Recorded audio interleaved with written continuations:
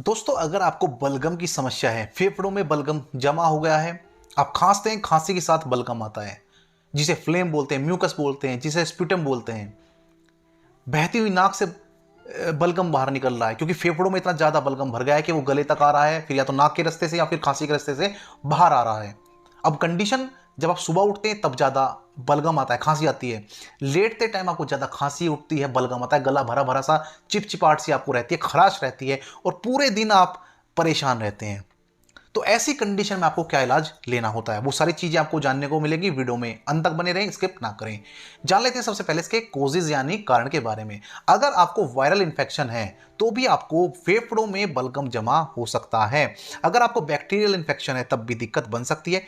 सामान्य सर्दी जुकाम आपको हो गया है मौसम बदलने पर, जो नॉर्मली हो जाता है, तब भी आपको फेफड़ों में बलगम जमा होने की शिकायत हो सकती है। अगर आपको निमोनिया की शिकायत है तो भी आपको बलगम की समस्या बन जाती है। आपको अस्थमा है तब भी ये दिक्कत देखने को मिलती है। आप सिगरेट का ज़्यादा इस्तेमाल करते हैं, आप तंबाकू का ज़्यादा इस्तेमाल करते हैं, तब भी ये दिक्कत आपको रहती है। अगर आप एलर्जिक हैं, जैसे धूल से, धुएं से, मौसम बदलने के साथ, या किसी तरह की एलर्जी है, ब्रोंकाइटिस है, तो भी आपको ये दिक्कत बन सकती है।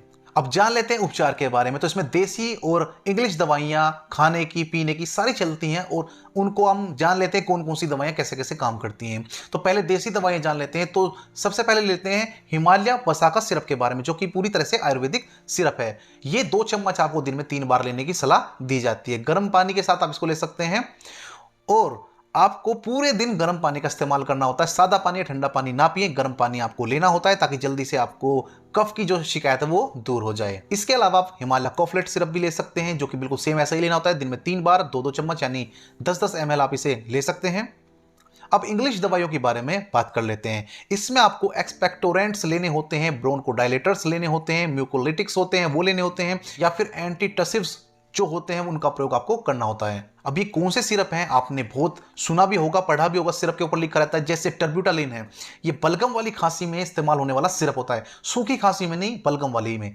या फिर गुआफेनेसिन है, ये भी बलगम वाली खांसी में इस्तेमाल होता है। कभी आप सिरप लेकर के आए हो बाहर से, आपने पढ़ा होगा, उस पर गुआफेनेसिन लिखा होता है, यानी ये बलगम वाली खांसी में लिया जाता है।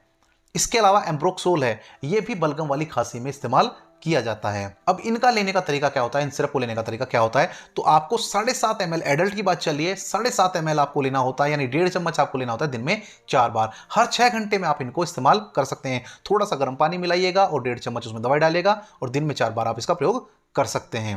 अब बात कर लेते हैं टैबलेट्स की। तो जैसे स्ट्रेप्सिल्स हैं, कॉफसिल्स हैं, ये चूसने वाली टैबलेट होती हैं, मीठी टैबलेट होती हैं, और इनका आप प्रयोग कर सकते हैं। दिन में 3 या 4 आप इस्तेमाल कर सकते हैं। इसके अलावा जो टैबलेट है वो है सोल्विन कफ टैबलेट, जिसे बनाने वाली कंपनी है इप्का। हालांकि आप इसी के साल्ट को दिखा करके किसी और कंपनी में भी ले सकते हैं।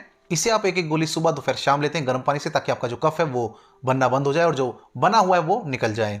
या फिर इसके अलावा आप टैबलेट इस्तेमाल करते हैं मोन्टील्यूकास्ट प्लस लिवोसेट्राजीन, ये मोन्टीकोप टैबलेट के नाम से मिल जाती है। तो अगर आपको बलगम वाली खांसी है तो इन दवाओं का प्रयोग कर सकते हैं। आप टैबलेट भी ले सकते हैं, साथ में सिरप भी ले सकते हैं। आप देसी सिरप ले लें या फिर इंग्लिश सिरप ले लें, और जो टैबलेट बताइए वो भी आप ले सकते हैं। साथ ही एक साथ प्रयोग कर सकते हैं, कोई एक चुन सकते हैं उनमें से, कोई ऐसी दिक्कत भी नहीं आपको होगी। अगर फिर भी कोई क्वेश्चन पूछना है, कोई और दिक्कत आपको हो रही है, कोई परेशानी आपको हो रही है, तो आप मैसेज कर सकते हैं कमेंट में जाकर के। वहां पर मैं आपके क्वेश्चन का आंसर करने की पूरी पूरी कोशिश करता हूं। वीडियो पर नए हैं, चैनल पर नए हैं, तो प्लीज चैनल को सब्सक्राइब कर दें ताकि ढेर सारी ऐसी वीडियोस आपको समय समय पर मिलती रहें। नमस्कार, धन्यवाद।